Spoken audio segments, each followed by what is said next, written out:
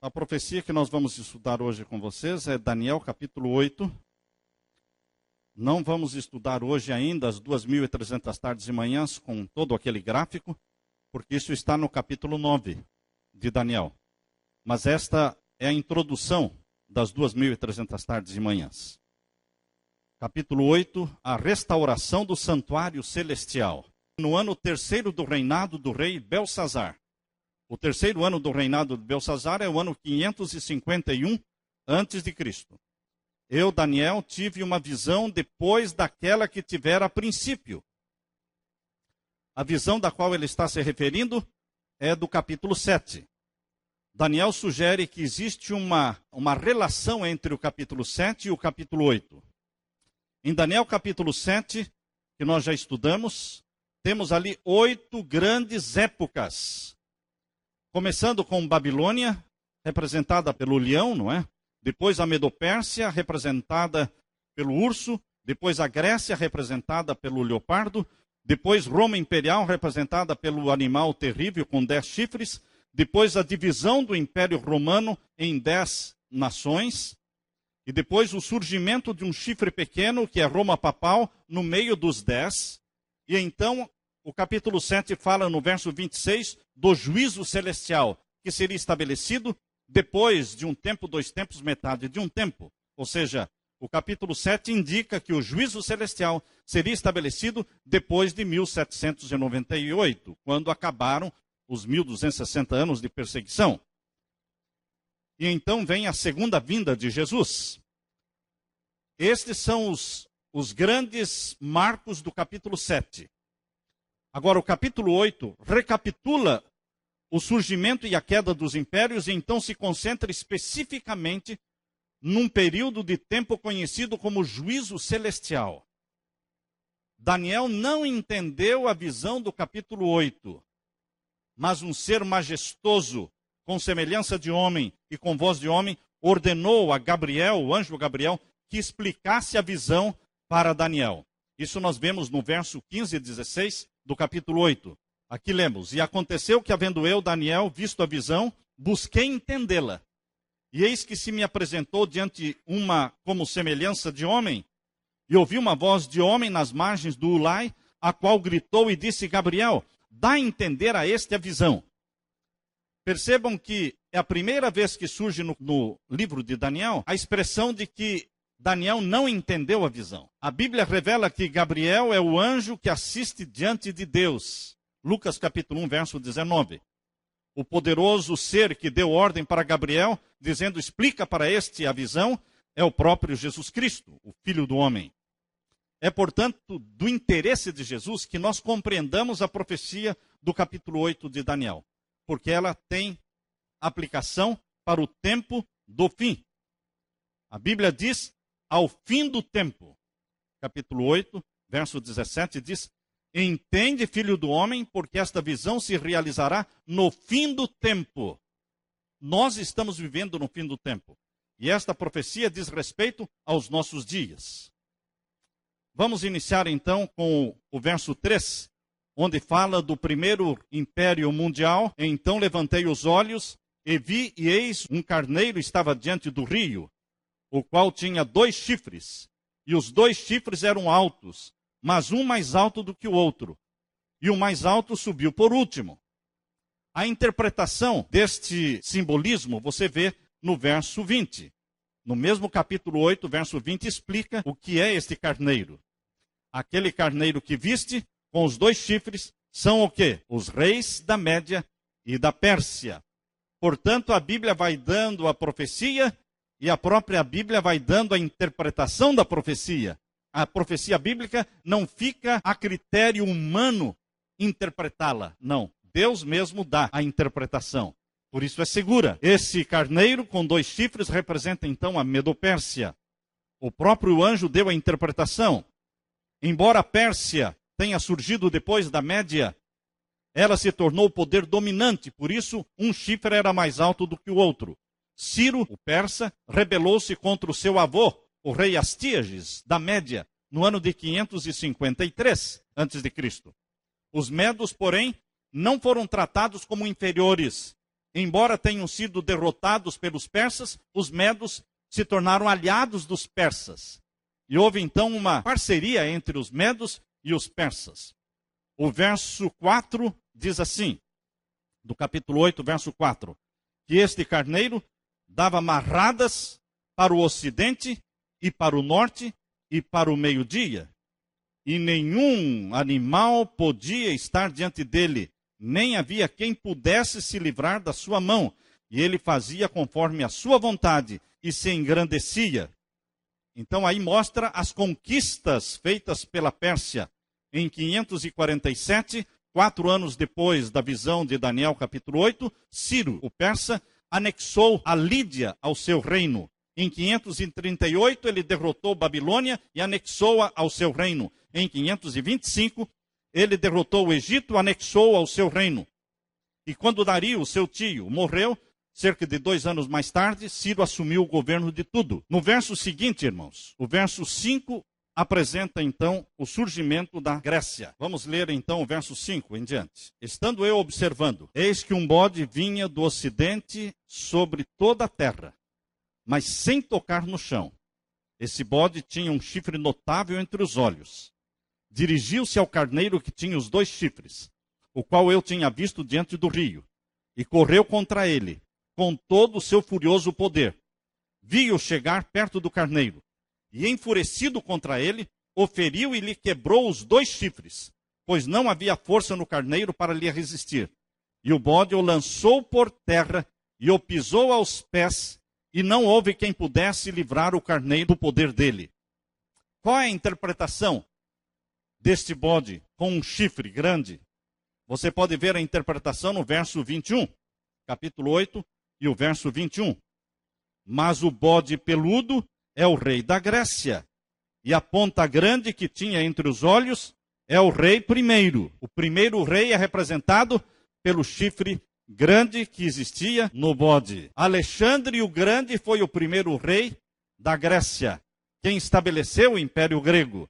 Alexandre o Grande. Novamente o próprio anjo ofereceu a interpretação dizendo que o bode representava o reino da Grécia e o chifre grande no meio da testa representava o primeiro rei, Alexandre. A profecia diz que o bode vinha do ocidente e realmente a Grécia estava exatamente no ocidente em relação à Pérsia. A profecia diz que o bode vinha sem tocar no chão. Vejam a rapidez, a agilidade deste bode, que vinha sem tocar no chão. É uma indicação das conquistas rápidas de Alexandre o Grande. Alexandre derrotou 3 vezes os exércitos de Dario III. Não confundam Dario III com o Dario, tio de Ciro. É outro Dario. O exército persa era imenso, mas Alexandre o Grande, com somente 35 mil soldados e a provisão de comida, de alimento somente para 1 mês, ele atravessou o Mar Egeu, que tem 65 quilômetros de comprimento, e venceu as batalhas em território persa. No ano 334, ele venceu a batalha de Granico, na Frígia. No ano 333, venceu a batalha de Issus, na Cilícia. E no ano 331, venceu a batalha de Arbela, na Síria. Alexandre levou seus exércitos a marchar pela Síria, pela Fenícia, pela Palestina, até o Egito, tomando tempo para destruir os reinos no caminho, inclusive o grande poder marítimo da cidade Ilha de Tiro. Em 332 a 331, ele destruiu a cidade de Tiro. No mesmo ano de 332, Alexandre conquistou o Egito e em 331 fundou no Egito uma cidade batizando-a pelo seu próprio nome, Alexandria, e declarou-se sucessor dos faraós do Egito. Ainda no ano 331, dominou a Mesopotâmia, que é o coração do Império Persa. Conquistou neste mesmo ano Babilônia, Suzã, Persépolis, a capital persa. E as riquezas do Império Persa passaram para as mãos de um jovem que tinha apenas 25 anos de idade. Não tinha maturidade para manusear e para possuir tanto poder e tanta riqueza. 25 anos de idade. Era imaturo, mas era o senhor do mundo. 25 anos de idade. Em 10 anos somente Alexandre marchou com seus soldados 16 mil quilômetros em 10 anos. e não descansou até alcançar a Índia. Quando ele voltou para a Babilônia, ele tinha só 32 anos de idade e sonhava em fazer de Babilônia a capital do seu império. Porém, queridos, quando ele planejou fazer de Babilônia a capital do seu império, ele esbarrou numa profecia bíblica que dizia que Babilônia não seria mais habitada. Vamos ler esta profecia, que está em Isaías capítulo 13, versos 19 a 22. Isaías capítulo 13 e os versos 19 a 22. Eis a profecia. E Babilônia, o ornamento dos reinos, a glória e a soberba dos caldeus, será como Sodoma e Gomorra, quando Deus as transtornou. Nunca mais será habitada. Babilônia nunca mais será habitada. Vocês sabem que o erro de Alexandre o Grande foi repetido por Saddam Hussein? Saddam Hussein, quando foi morto, ele estava reconstruindo Babilônia. Ele já tinha construído 2 palácios em Babilônia. E eles se intitulavam Moderno Nabucodonosor. Queridos, quando um ser humano se levanta contra uma profecia bíblica, está se levantando contra Deus. E o fim dele, todos já sabem. Babilônia não será habitada novamente. Não será reconstruída. Aqui diz, nunca mais será habitada, nem reedificada de geração em geração, nem o árabe armará ali a sua tenda, nem tampouco os pastores ali farão deitar os seus rebanhos. Mas as feras do deserto repousarão ali, e as suas casas se encherão de horríveis animais. E as feras que uivam gritarão umas às outras nos seus palácios vazios. Isaías 13, versos 19 a 22. Alexandre morreu exatamente em Babilônia. Muitos sabem da morte de Alexandre, mas muitos não ligam uma coisa com a outra. Não percebem que Alexandre morreu na cidade de Babilônia exatamente quando estava fazendo planos para transformar Babilônia na capital do seu império. A profecia predisse a morte prematura de Alexandre o Grande. Veja o que a profecia fala sobre a morte do primeiro rei da Grécia. O bode se engrandeceu sobremaneira, e na sua força quebrou-se-lhe o grande chifre. O bode se engrandeceu sobremaneira, e na sua força quebrou-se-lhe o grande chifre, e em seu lugar saíram 4 chifres notáveis para os 4 ventos do céu. A explicação, a interpretação está no verso 22, que o próprio anjo deu para Daniel. O ter sido quebrada, levantando-se 4 em lugar dela, significa que 4 reinos se levantarão da mesma nação, mas não com a força dela. Estão percebendo? Depois que Alexandre morreu, surgiriam 4 outros reinos do próprio reino da Grécia. E exatamente, queridos, Alexandre o Grande tinha 4 generais. E após a morte de Alexandre o Grande, esses 4 generais dividiram o reino em 4 nações, representados pelos 4 chifres que nasceram no lugar daquele que foi quebrado. Os 4 generais de Alexandre o Grande são Cassandro, que ficou com a Macedônia, Seleuco, que ficou com a Síria e a Mesopotâmia, Ptolomeu, que ficou com o Egito e o sul da Síria, e Lisímaco, que ficou com a Trácia. Aí estão então os 4 generais de Alexandre. E agora você vê na profecia, no verso seguinte, o verso 9, aqui está apontando para o surgimento de um 4º império mundial. Percebam que estes 4 que surgiram da Grécia, representados por Cassandro, Seleuco, Ptolomeu e Lisímaco, não eram impérios fortes, porque a Bíblia diz que não teriam a mesma força do chifre grande, que era o primeiro rei. Mas agora surge um outro império, no verso 9.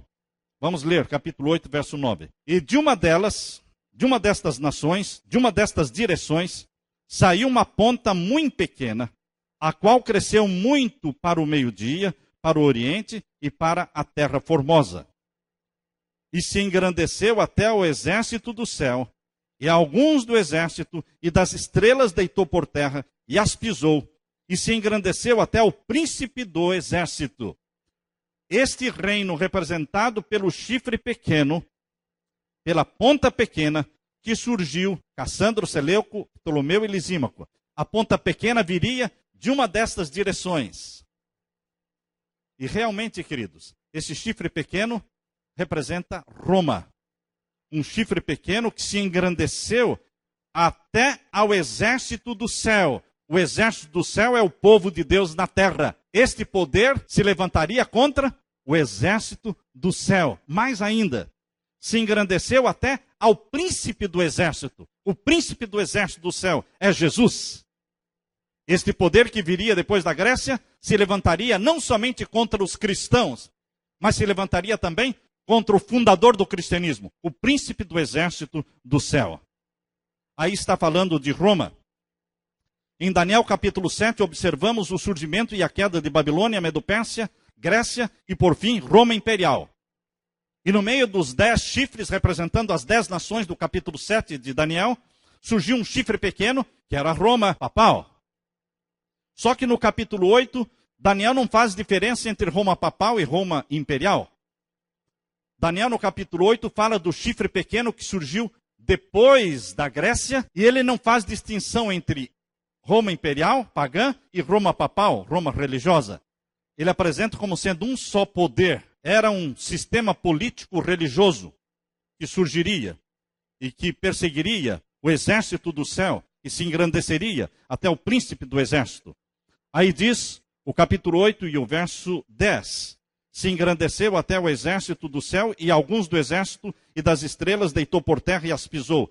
Muitos mártires foram mortos por Roma imperial e também por Roma papal.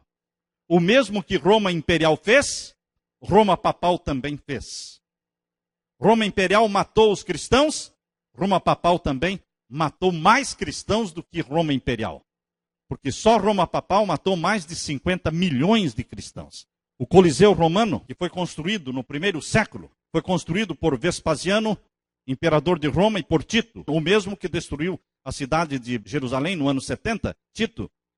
Ele e o seu pai Vespasiano construíram o Coliseu romano. Passou por grandes modificações no reinado de Domiciano, nos anos 81 até o ano 96, podendo acomodar 50 mil pessoas. O Coliseu romano foi o palco das maiores atrocidades cometidas contra os cristãos, cumprindo a profecia que este chifre pequeno se levantaria contra o exército do céu.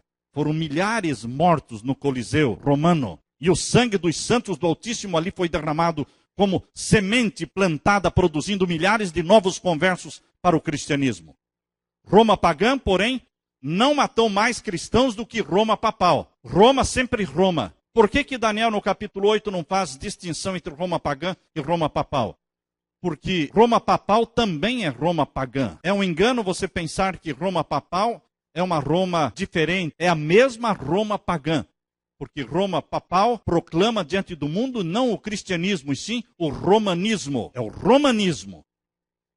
Realmente é salvação pelas obras, não através de Jesus Cristo. De forma gradual e misteriosa, Roma imperial foi se transformando em Roma papal. Em virtude do colapso de Roma imperial, isso foi no ano 476 da nossa era, veio o estabelecimento das tribos bárbaras. O antigo território ocupado por Roma imperial foi dominado agora pelas tribos bárbaras.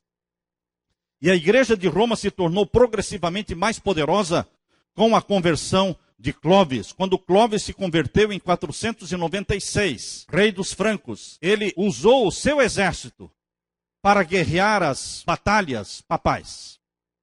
Quando Clovis se submeteu a Roma papal, usando o seu exército para agora forçar que as outras tribos bárbaras também se convertessem e se submetessem ao Vaticano, fez com que Roma papal crescesse em poder. No colapso do Império Romano, só levou vantagem a igreja de Roma, que ficou em pé. E todos passaram a olhar para a igreja de Roma como sendo a esperança. Quando Constantino transferiu a capital do seu reino de Roma para Constantinopla, isso foi em 330, ficou na cidade de Roma uma só autoridade. E essa única autoridade era então o bispo de Roma.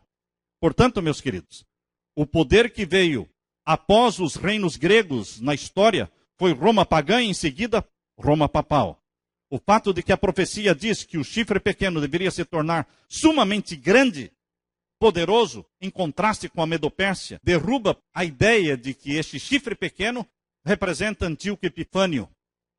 Antíoco Epifânio não foi mais poderoso do que a Grécia, Antíoco Epifânio não foi mais poderoso do que a Medopérsia. E a profecia diz que o chifre pequeno se engrandeceu sobremaneira e atingiu até o exército do céu, até o príncipe do exército, que é o próprio Jesus Cristo. Muitos não querem aplicar o chifre pequeno para Roma imperial e Roma papal. Então aplicam para Antíoco Epifânio, mas não corresponde. Na verdade, Roma nunca deixou de dominar o mundo. Roma ainda hoje é o poder dominante do mundo. Aparentemente, os Estados Unidos, a Casa Branca, é o poder que domina o mundo. Mas existe um poder superior à Casa Branca, a quem eles prestam honra, homenagem, obediência. A profecia de Apocalipse 13, verso 12, abra sua Bíblia. Em Apocalipse 13, verso 12, mostra que haveria uma parceria entre os Estados Unidos, a besta que subiu da terra, e o poder papal, a besta que subiu do mar. Existiria uma parceria. E a profecia bíblica de Apocalipse 13 mostra que a besta que subiu da terra, os Estados Unidos da América do Norte, usariam sua força, seu prestígio, para fazer com que o mundo todo adorasse a primeira besta, a que surgiu do mar, que é o poder papal. Vamos ler então Apocalipse 13, verso 12. E exerce todo o poder da primeira besta na sua presença. E faz que a terra e os que nela habitam adorem a primeira besta, cuja chaga mortal fora curada. A besta que subiu da terra é os Estados Unidos, que surgiu exatamente quando a besta que subiu do mar sofreu a ferida mortal. Quando a besta que subiu do mar sofreu a ferida mortal? 1798. Quem desferiu esse golpe mortal contra a besta que subiu do mar? O poder da França, Napoleão Bonaparte. Percebam que em 538, Clovis, o rei da França, rei Franco, usou seu exército, sua espada, para fazer com que as 10 tribos bárbaras todas se convertessem ao papado. Poder da França. Agora, em 1798, novamente a espada francesa, através de Napoleão Bonaparte, derrubou o papado. O mesmo poder que elegeu o papado também derrubou o papado em 1798. Em 1798 estava surgindo como nação os Estados Unidos da América do Norte. Embora a independência tenha sido em 1776, mas foi reconhecido os Estados Unidos como nação pela primeira vez pela França em 1798. Coincidência? Certamente que não. No ano em que a besta que subiu do mar recebeu a ferida mortal, a besta que subiu da terra recebeu o quê? O reconhecimento mundial de nação poderosa. E pela própria França. Com a conversão de Clovis em 496, o rei dos francos, o papado encontrou um forte aliado para lutar os seus interesses e forçar a conversão de todas as tribos bárbaras, que eram, na maioria, tribos arianas. Tribos arianas eram tribos que não aceitavam a trindade, Pai, Filho e Espírito Santo. E Clovis foi guerreando e forçando a todas as tribos se submeterem. E, queridos, 3 das 10 não se submeteram e foram eliminadas. Quem foram elas? Érulos, vândalos e ostrogodos. Ficaram somente 7 das 10. Mas percebam que a conversão de Clovis foi no ano 496. Isso está no comentário bíblico adventista. A França foi responsável pela ascensão do papado no 6º século e foi responsável pela queda do papado no século 18. Agora vamos ler o verso 24, capítulo 8 e o verso 24 de Daniel. Abra sua Bíblia. E se fortalecerá a sua força, mas não pelo seu próprio poder. Aqui está falando que este poder, representado pelo chifre pequeno de Daniel 8, seria fortalecido não pelo seu próprio poder. Roma papal não tinha poder em si mesma. A igreja de Roma cresceu não usando sua própria força, mas apoiando-se no Estado e vivendo para agradar o Estado. Quando a igreja romana conseguia, como seu aliado, um rei ou um príncipe, eles eram usados para impor a fé romana aos súditos mediante coação, ou por amizade, ou por guerra, ou por perseguição. Essas massas pagãs que eram convertidas das tribos bárbaras traziam para dentro da igreja as sementes do paganismo. Milhares e milhares eram convertidos através das guerras. Mas eram pessoas pagãs.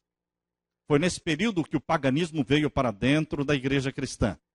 No capítulo 8 de Daniel, verso 25, nós lemos: e pelo seu entendimento também fará prosperar o engano. Roma papal faria prosperar o engano. Pelo seu entendimento, no seu coração se engrandecerá, e por causa da tranquilidade destruirá muitos.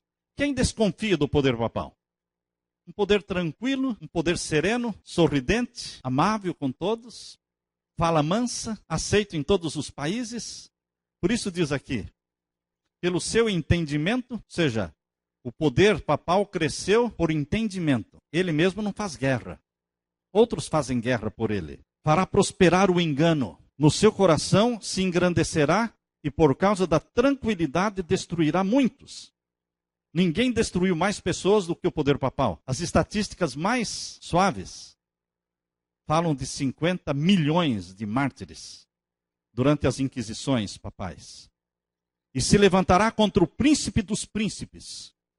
Que poder na terra, depois de Roma, que matou a Jesus, pendurando-o na cruz do Calvário, que poder depois de Roma imperial se levantou contra o príncipe dos príncipes, se proclamando Deus na terra, tirando Jesus da mente do povo, escondendo Jesus da mente do povo, criando milhares de intercessores, criando milhares de santos intercessores para que as pessoas dirijam suas preces a esses santos e não a Jesus. São mais de 11 mil santos. Pastor, de onde o senhor tirou essa lista? Wikipedia. Se você for na Wikipedia e colocar lá lista dos santos, você vai ver lá que tem mais de 11 mil santos. Você pode escolher qualquer santo. Você não precisa ir a Jesus, dizem eles. Queridos, aqui diz, se levantará contra o príncipe dos príncipes, mas sem mão será quebrado. Quem destruirá e quem derrubará o papado é a mão de Deus. É o poder divino. Enquanto não chegar o momento, ele só prosperará. Ninguém conseguirá fazer obstáculo ao poder papal. Ele só cresce. Tudo o que ele faz, prospera. Até que chegue o momento exato, o tempo determinado na profecia, em que ele será destruído. Aqui diz o verso 25, fará prosperar o engano na sua mão, e no seu coração se engrandecerá. A humildade deve caracterizar os servos de Deus, mas não existe humildade no Vaticano. Eles não devem procurar os servos de Deus para si mesmos uma posição de preeminência. Mas o que mais existe no Vaticano é preeminência. É uma posição de luxúria. A atitude do chifre pequeno é de orgulho, de arrogância, de engrandecimento. Veja só a arrogância papal quando diz: o Papa é de tão grande dignidade e excelência que não é meramente um homem. É como se fosse Deus e é o vigário de Deus. Só o Papa é chamado Santíssimo, monarca divino, supremo imperador, rei dos reis. O Papa é de tão grande dignidade e poder que se constitui um no tribunal com Cristo, e de tal maneira que tudo que o Papa faz parece proceder da boca de Deus. Isso foi tirado do dicionário eclesiástico Ferrari, no artigo Papa. Ainda diz, na encíclica do Papa Leão XIII, a encíclica que ele escreveu dizia: ocupamos na terra o lugar de Deus, o Deus Todo-Poderoso. Agora, vejam a morte de Jesus na profecia. Em Daniel capítulo 8, verso 11 e 12, diz que esse poder romano se engrandeceria até o príncipe do exército. Por ele foi tirado o contínuo sacrifício. Aí está uma indicação da morte de Jesus, porque o contínuo sacrifício era o sacrifício diário realizado no santuário terrestre. Às 9 da manhã era sacrificado um cordeiro e às 3 da tarde era sacrificado outro cordeiro. Esse era o contínuo sacrifício. Viessem pecadores para confessar seus pecados ou não, esse contínuo sacrifício era permanente. Todos os dias, às 9 da manhã, às 3 da tarde. Jesus foi crucificado às 9 da manhã e Jesus morreu às 3 da tarde. Ou seja, ele cumpriu exatamente a profecia. Quando ele morreu, o véu do templo se rasgou de cima embaixo, deixando o lugar santíssimo à vista. Aquilo que era santo se tornou visível a todos os olhos. Queridos, a profecia identifica que o santuário seria lançado por terra. E o lugar do seu santuário foi lançado por terra. O santuário foi destruído no ano de 70 por Tito, filho de Vespasiano. Mas assim como Roma imperial destruiu o santuário terrestre, também Roma papal destruiu o santuário celestial. Por isso é um só poder. Roma pagã e Roma papal é um só poder. Porque um trabalhou para destruir o templo de Jerusalém, o outro trabalhou para destruir o templo celestial, escondendo o templo celestial, colocando aqui na terra o sistema da missa e o sistema também de confissão auricular, para que as pessoas não se dirijam a Jesus em busca de perdão, mas se dirijam ao Padre, contando sua vida, seus segredos, suas intimidades, e não buscando a Jesus Cristo, que segundo a Bíblia é o único mediador entre Deus e o homem. 1 Timóteo capítulo 2, verso 5, porque ali diz, existe um só Deus e um só mediador entre Deus e os homens, Jesus, o homem. 1 Timóteo 2, 5. Esta verdade foi destruída por Roma papal. E são milhões que não sabem que só Jesus perdoa, só Jesus salva, só Jesus é mediador. E que nós não deveremos abrir nossa vida, nossos pecados, nossos segredos a ninguém, a não ser a Jesus Cristo, que pode perdoar e pode nos libertar do pecado. A profecia identifica claramente o chifre pequeno como sendo Roma, porque fala que mataria o príncipe do exército de Deus. Jesus morreu no ano 31. Pôncio Pilatos foi o governador romano na Palestina do ano 26 ao ano 36. Portanto, queridos, Jesus morreu nos dias em que Pôncio Pilatos era o governador romano na Palestina. Pôncio Pilatos reinou do ano 26 ao ano 36. E Jesus foi batizado no ano 27 e morreu no ano 31. Então, correspondendo ao mesmo período em que Pilatos era o governador romano na Palestina. No ano 70, o general Tito destruiu Jerusalém e o templo. E a profecia indica, no capítulo 8 e o verso 11, indica a destruição do templo, dizendo, e se engrandeceu até o príncipe do exército, esta é a morte de Jesus na cruz, e por ele foi tirado o contínuo sacrifício. A morte de Jesus fez cessar o sacrifício, rasgando o véu do templo de cima e embaixo. E o lugar do seu santuário foi lançado por terra. O lugar do santuário, onde estava o templo, hoje ali está uma mesquita maometana. A única coisa que restou do templo é o Muro das Lamentações, onde os judeus estão ali chorando e fazendo as suas orações dia e noite. O lugar do santuário foi lançado por terra. E o exército, falando dos cristãos, o exército do céu, lhe foi entregue. Ou seja, Roma imperial passou a perseguir e matar os cristãos. Depois Roma papal continuou a obra de beber o sangue dos santos do Altíssimo, embriagar-se com o sangue dos santos do Altíssimo, matando mais de 50 milhões de mártires. Por causa das transgressões, e lançou a verdade por terra. Fez isso e prosperou. Que verdade Roma papal lançou por terra? A verdade do santuário. A verdade do santuário foi lançada por terra. Por quanto tempo esta verdade ficou lançada por terra? Durante toda a Idade Média. Para muitos ainda esta verdade está lançada por terra. Mas Deus levantou um povo na terra para restaurar esta verdade lançada por terra. A verdade do santuário celestial, ilustrada pelo santuário terrestre. Quando nós estudamos a doutrina do santuário terrestre, do tabernáculo construído por Moisés lá no deserto, nós começamos a entender o plano da salvação e começamos a entender também as funções e a posição e o status de Jesus lá no céu, desde que ele subiu para o céu. O santuário da terra era composto por um pátio, por um lugar santo, uma sala chamada lugar santo e uma outra sala chamada lugar santíssimo. O altar de sacrifício ficava no pátio. Entre o altar de sacrifício e o lugar santo existia a pia, onde os sacerdotes se banhavam, se limpavam antes de entrar no lugar santo. E então, entrando dentro do lugar santo, ali existia, do lado direito, uma mesa com 12 pães, do lado esquerdo, um candeeiro com 7 lâmpadas, candelabro com 7 lâmpadas, e na frente de quem entrava no lugar santo, um altar chamado altar de incenso. E então vinha a cortina, o véu, separando o santo do santíssimo, e no santíssimo estava a arca da aliança, revestida de ouro, contendo os 10 mandamentos, queridos. Essa é uma ilustração do santuário celestial. Esta foi uma cópia transitória, passageira, representando o santuário original no céu, que não foi construído por homens, por mãos humanas, mas pelo próprio Deus, e que não é passageiro, é eterno. O santuário da terra era construído no sentido leste-oeste, east-west.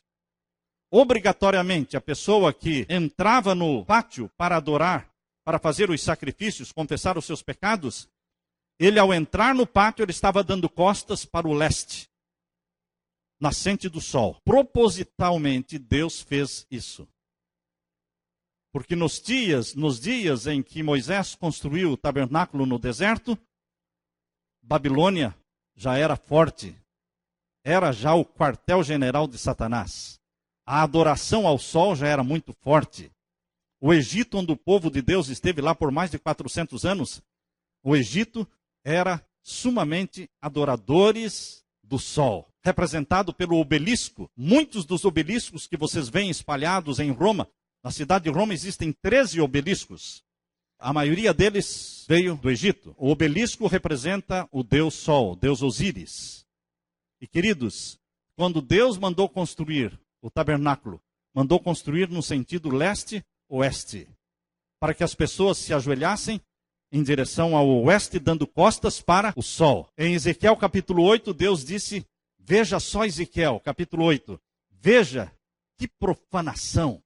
O meu povo dando as costas para o oeste e se ajoelhando no meu santuário, no meu templo, em direção ao nascente do sol. Você pode abrir a sua Bíblia em Ezequiel capítulo 8 e vamos ver. Fala Deus ao nosso coração. Nós que vivemos no tempo em que o vinho de Babilônia ainda está sendo dado a beber a todas as nações e igrejas, pode ser que muitos do povo de Deus continuam bebendo do vinho de Babilônia. E aqui diz em Ezequiel capítulo 8, o verso 12 em diante. Então me disse, viste, filho do homem, o que os anciãos da casa de Israel fazem nas trevas? Cada um nas suas câmaras pintadas de imagens? E eles dizem, o Senhor não nos vê.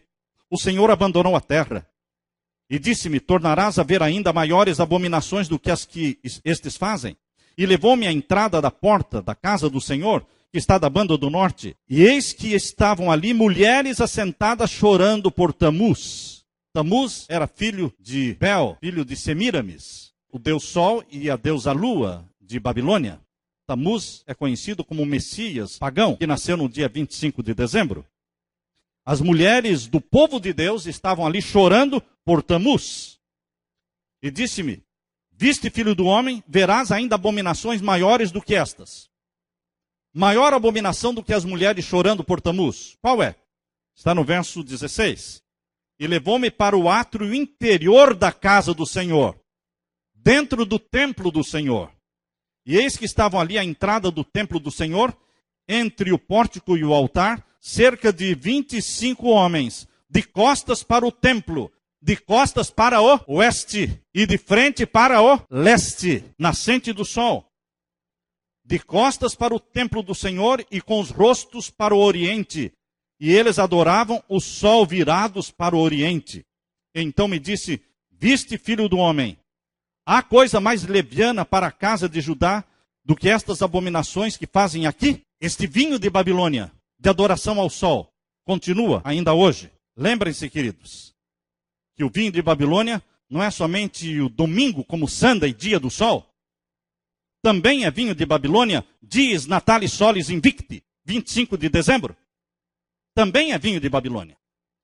Porque foi em Babilônia que 25 de dezembro foi escolhido para ser o nascimento de Tamuz, o Messias pagão. O sistema papal é um sistema pagão de adoração ao Deus Sol.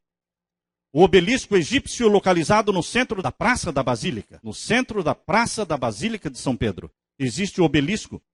Esse obelisco foi trazido do Egito, ele foi colocado no meio do Circo de Nero, ele estava no Circo de Nero. Quando o Vaticano foi construído, nos Jardins de Nero, ali permaneceu o obelisco, até o ano de 1586. Em 1586, eles transportaram o obelisco que o colocaram aí no centro da praça da Basílica de São Pedro, em 1586. Este é o objeto mais antigo do Vaticano, é este obelisco. É do tempo de Moisés. Se você for também ali em Roma, onde existem 13 obeliscos, se você for na Catedral de São João de Latrão, ali também em São João de Latrão, existe um obelisco do tempo de Moisés, do tempo dos faraós de Moisés. Adoração ao sol, representado pelo obelisco. Este é o mais antigo do mundo, e o maior do mundo está na frente do Capitólio americano, conhecido como Monumento de George Washington. Aquele ali é o maior obelisco do mundo, mostrando que o governo americano adora o sol, representado pelo obelisco, e o Vaticano também adora o sol, representado pelo obelisco. Em frente das duas cúpulas, a cúpula da Basílica de São Pedro e em frente à cúpula do Capitólio, representam adoração ao mesmo Deus. Por isso que as duas bestas de Apocalipse 13, elas fizeram uma parceria muito legal, porque as duas adoram o mesmo Deus. O mesmo Deus. Queridos, o papado criou um sistema que desvia a mente das pessoas do único lugar em que podem obter o perdão dos seus pecados, o santuário celestial. O único lugar onde Jesus intercede pelos pecadores, o santuário celestial. O santuário da terra foi dado por Deus como uma ilustração do santuário celestial. Deus tem na terra um povo que está restaurando esta verdade lançada por terra. Faz parte das 3 mensagens angélicas. A Bíblia afirma que Jesus Cristo morreu uma só vez para tirar os pecados de todos, se quiserem. Hebreus capítulo 9, 28 diz, morreu uma só vez. Porém, a missa realizada pelo sacerdote romano significa a morte literal de Jesus Cristo. 4, 5 vezes por dia. Quantas vezes ele quiser.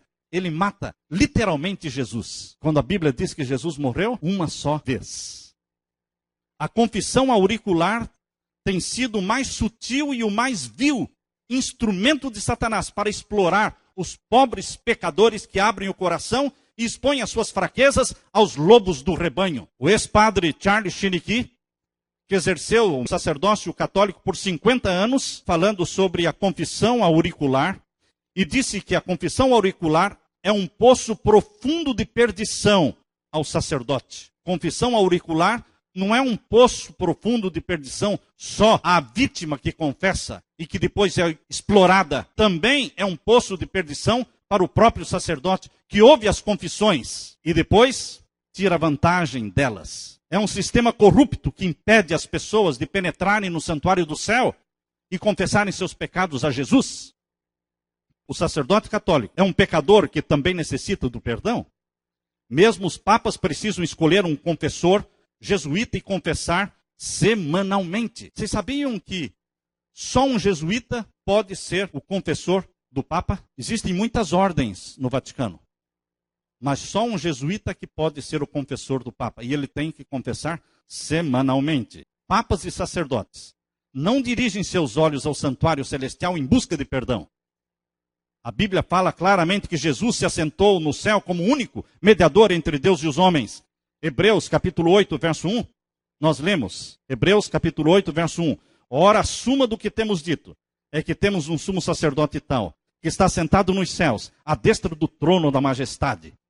E todo aquele que volve os olhos para o trono do santuário celestial e clama pelo nome, pelo sangue de Jesus, é perdoado e é purificado. Mas o Papa e os seus cardeais, os seus bispos e os seus sacerdotes, eles não dirigem os olhos para o santuário celestial. Eles construíram um santuário na terra. Eles estabeleceram um sacerdócio na terra. Eles estabeleceram um sacrifício do Cordeiro, Jesus, diário na terra. A nova aliança, consagrada pelo sangue de Jesus. A nova aliança do Novo Testamento tem um santuário, que é o santuário do céu. O santuário da terra estava em Jerusalém, o santuário celestial está na Nova Jerusalém. O santuário da terra tinha um sacerdócio segundo a linhagem de Arão, levítica.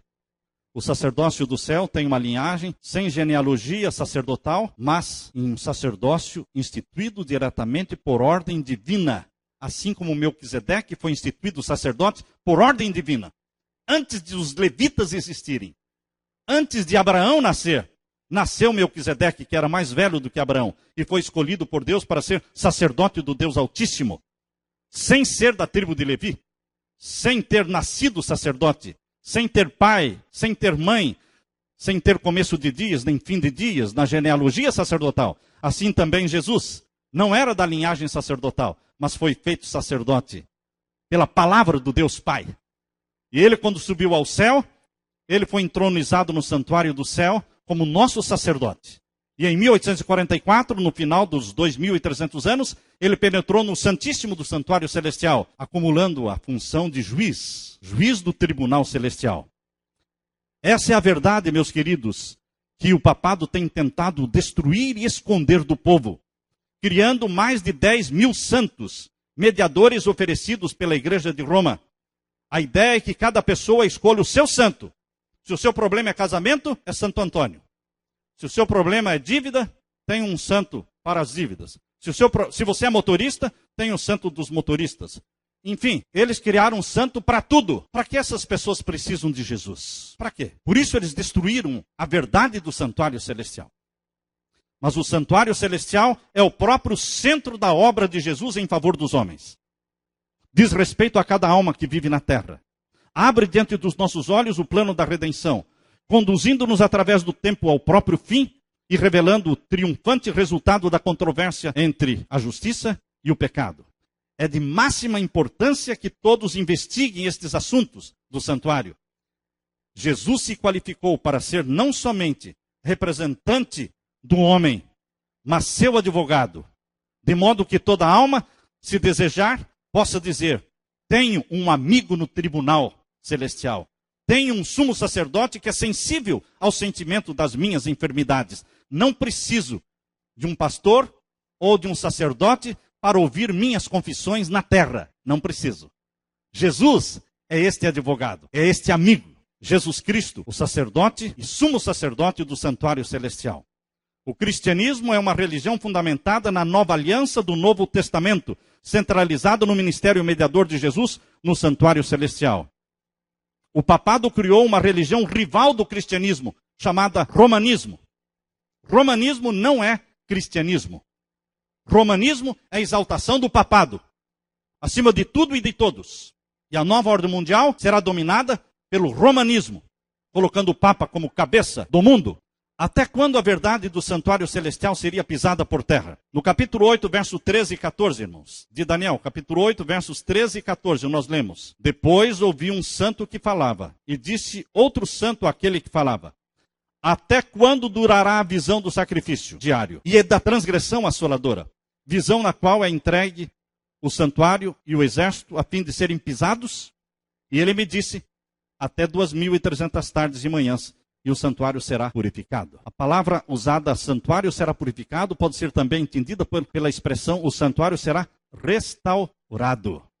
Somente no final dos 2.300 anos, a verdade lançada por terra seria restaurada.